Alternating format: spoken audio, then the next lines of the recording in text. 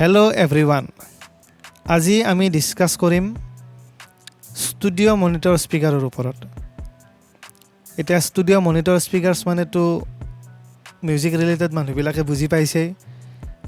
আমি ফাইনেল আউটপুটবিলাক যিটো বক্সত শুনিম যিটো মনিটৰত শুনিম আমি সেইটো হৈছে মনিটৰ স্পীকাৰ আৰু মনিটৰ স্পীকাৰ লাগে কাৰণ আমি আউটপুটটো ভাল হৈছে নে বেয়া হৈছে সেইটো শুনাৰ কাৰণে আমাক মনিটৰ স্পীকাৰ লাগে এতিয়া বহুতে কুৱেশ্যন কৰিব পাৰে এতিয়া মনিটৰ স্পীকাৰ কিয় লাগে আমিতো হেডফোনো ল'ব পাৰোঁ আমিতো হোম থিয়েটাৰো ল'ব পাৰোঁ আমিতো বেলেগ যিকোনো এটা স্পীকাৰ ল'ব পাৰোঁ মনিটৰ স্পীকাৰ কিয় লাগে এতিয়া তাতে কথাটো হ'ল যে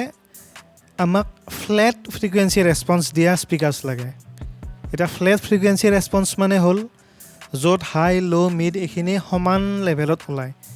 কাৰণ আমি হোম থিয়েটাৰবিলাকত জানো তাত উফাৰ আছে উফাৰটোৰ কাৰণে চাব ল'টো অলপ বেছিকৈ পায় চাব উফাৰ আছে কাৰণে আকৌ তাত হাইটো অলপ বেছিকৈ পায় হাই স্পীকাৰবিলাক ছেটেলাইট স্পীকাৰকেইটা আছে আৰু মিড পৰ্চনটো সামান্য কমি থাকে গতিকে আমি সেনেকুৱা এটা আউটপুটত যেতিয়া আমি আমাৰ এটা মিউজিক এটা শুনিম তেতিয়া আমি হয়তো ল'টো বেছি পাই থাকিম মিডটো কম পাই থাকিম হাইটো বেছি পাম সেইমতে আমি যদি মিলাওঁ তেতিয়া আমাৰ ইকুৱেলাইজেশ্যনখিনি কৰোঁতে অসুবিধা হ'ব গতিকে আমাক মনিটৰ স্পীকাৰ লাগে য'ত আমি ফ্লেট ৰেছপন্স পাওঁ এতিয়া মনিটৰ স্পীকাৰ্ছ বহুত আছে 4.5 ইঞ্চ 3 ইঞ্চৰ পৰা ষ্টাৰ্ট কৰি 5 ইঞ্চ 7 ইঞ্চ 8 ইঞ্চ আৰু তাৰ ওপৰত আৰু আছে গতিকে আমি এতিয়া নিজৰ হোম ষ্টুডিঅ' ছেটআপ অনুসাৰে আমাক কিমান ডাঙৰ লাগে আমাক কোনটো ইঞ্চৰ কিমান ইঞ্চৰ স্পীকাৰ লাগে আমি সেইটো ডিচাইড কৰিব লাগে এতিয়া মই যদি এটা সৰু মোৰ বোলে এটা সৰু 8x8 এটা ৰুমত মই বোলে 8 ইঞ্চৰ ডাঙৰ স্পীকাৰ এযোৰ লগাই দিছোঁ তেতিয়া মোৰ সেইটোত মোৰ ভাল নহ'ব কাৰণ বেছি লাউড বাজিব আকৌ মই বোলে মোৰ ডাঙৰ 15x15 ৰুম এটাত 15 ফুটৰ এটা ৰুমত মই বোলে এযোৰ সৰু 3 ইঞ্চৰ স্পীকাৰ দিছোঁ তেতিয়া মোৰ সেইটো মানে ভাল নহ'ব একচুৱেলি স্পীকাৰৰ ভাগ থাকে নিয়াৰ ফিল্ড মিড ফিল্ড ফাৰ ফিল্ড সেনেকুৱা ভাগ থাকে গতিকে সেইমতে নিজৰ ছেটআপটো অনুসাৰে স্পীকাৰযোৰ ল'ব লাগে এতিয়া স্পীকাৰৰো তেনেকুৱা আছে কম দামৰ পৰা বেছি দামলৈকে আছে এক পেয়াৰ স্পীকাৰ 12-13 হাজাৰ টকাতো পায় আৰু ঠিক তেনেকুৱা এক পেয়াৰ স্পীকাৰৰ দাম 5 লাখ টকা 6 লাখ টকাও আছে এতিয়া মনিটৰ স্পীকাৰ বুলি ক'লে আমি যদি বেষ্ট ব্ৰেণ্ড বুলি কওঁ ব্ৰেণ্ডৰ নাম ক'ব গ'লে এডাম আছে জেনেলেক আছে হেড আছে আৰু তাৰ পিছতে আকৌ মিড ৰেঞ্জৰ আছে এইকেইটা হৈছে এডাম হেড জেনেলেক এইবিলাক হৈছে একদম হাই ৰেঞ্জৰ স্পীকাৰ্ছ এতিয়া তাৰে নেক্সট কিছুমান আছে যেনে ইয়ামাহা আছে এমঅডিঅ' আছে তাৰপিছত KRK আছে প্ৰিজনাছ আছে ফ্লুইড অডিঅ' তেনেকৈ বহুত মিড ৰেঞ্জত বহুত পায় ঠিক তেনেকৈ এইবিলাক যিখিনি মই মিড ৰেঞ্জত নাম কৰোঁ সেইবিলাক ব্ৰেণ্ডৰ কম ৰেঞ্জতো পায় 10,000 15,000ৰ ভিতৰতো পায় স্পীকাৰ্ছ কিন্তু এতিয়া তাৰে ভিতৰত নিজৰ কাৰণে বেষ্ট যিটো স্পীকাৰ লাগে সেইটো ল'লে হৈ যায় আৰু এতিয়া তাৰপিছত আহিল নিজৰ কাণখন টিউনিং হোৱাটো বেছি দৰকাৰ এতিয়া দামী এযোৰ স্পীকাৰ থাকিলেই মানে যে বহুত ভাল কিবা এটা হ'ব সেনেকুৱা নহয় এতিয়া নিজৰ কাণখন টিউন হ'ব লাগিব আৰু ৰুমৰ একষ্টিক ট্ৰিটমেণ্ট কাৰণ স্পীকাৰবোৰেও যিটো ৰেছপন্স দিব এতিয়া ৰুমৰ একষ্টিক ট্ৰিটমেণ্ট যদি ঠিক নাথাকে হয়তো কোনোবাটো ফ্ৰিকুৱেঞ্চি বাঢ়িয়ে থাকিব কোনোবাটো কমি থাকিব তাতেও অলপ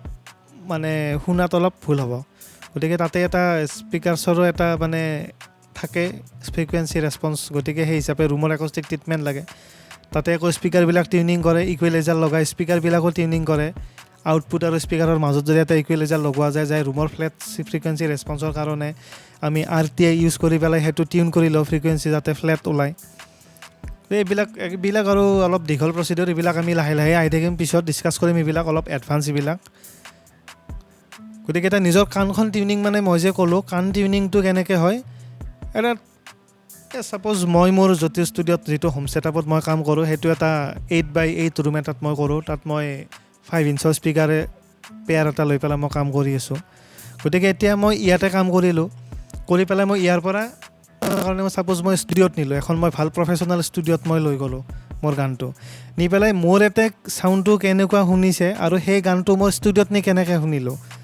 সেই ডিফাৰেঞ্চটো যেতিয়া মই গম পাই যাম ছাপ'জ মই ইয়াতে ল'টো কম পাইছিলোঁ কিন্তু ষ্টুডিঅ'ত নি দেখিলোঁ যে মই ল'টো বাঢ়ি আছে বা মই ইয়াতে হাইটো বেছি পাইছিলোঁ ষ্টুডিঅ'ত নি দেখিলোঁ মই হাইটো কম পাই আছোঁ মিনছ যেতিয়া এখন পাৰফেক্ট জেগাত মই যেতিয়া একবাৰ মই শুনি ল'ম যে মোৰ ইয়াত মোৰ তাতে এনেকুৱা ইয়াত ফ্ৰিকুৱেঞ্চি ৰেছপন্সটো এনেকুৱা হ'লে মোৰ স্পীকাৰযোৰত মোৰ ৰুমত এনেকৈ শুনি সেইটো যেতিয়া অভ্যাস হৈ যাব, সেইটো যেতিয়া প্ৰেক্টিছ হ'ব, সেনেকৈ যেতিয়া কাণখন টিউন হৈ যাব,